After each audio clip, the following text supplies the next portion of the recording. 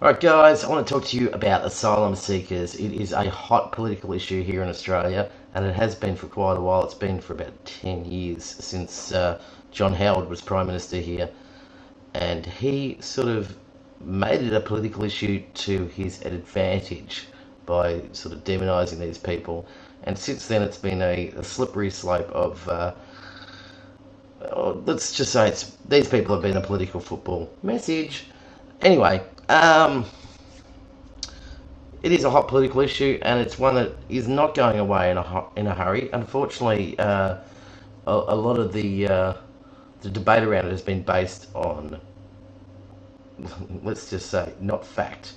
It's been based on misleading information from both the media and particularly politicians. Both sides of politics too have been very misleading in regards to this. Now, there's estimated to be over $40 million people who have been misplaced in the world at this stage. Displaced, I should say. It's estimated there's 40 million people displaced around the world at the moment. And that is just a huge amount of people. I mean, on average, Australia's been getting about 3,000 people by boat a year. Our intake is about 14,000 people. And reality is, it's a drop in the ocean. Now, a lot of people call asylum seekers illegals in Australia.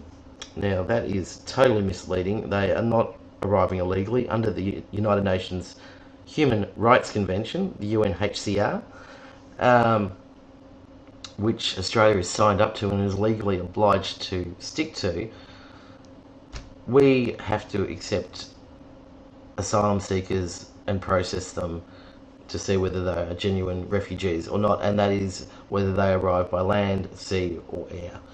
So, and speaking of air, and it's nowhere near the political situation as what people arriving by boat is in Australia, but there's estimated to be something like 50,000 plus people that overstay their visas in Australia who arrive by plane, but not the issue.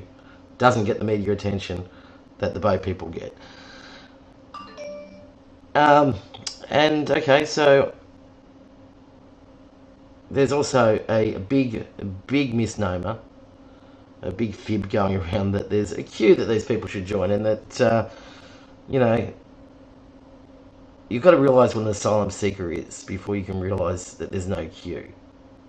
I mean, less than 1% of asylum seekers are resettled through the proper channels, the so-called proper channels. Now, that's not many people, and if you told me my odds were less than 1 in 100, and I had to wait for years somewhere to just get on with living my life, and to get myself and my family away from, more often than not, a life-threatening situation, well, I think I would probably take the punt and not take the 100-to-1 odds. I'd probably, do what I could, and that's what has been happening a lot, I guess.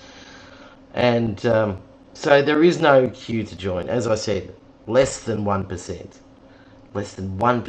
get resettled through the proper channels. I mean, that is nothing, absolutely nothing. Now, it is dangerous to take a boat ride, but these people are desperate. I mean, often they've had members of their family murdered.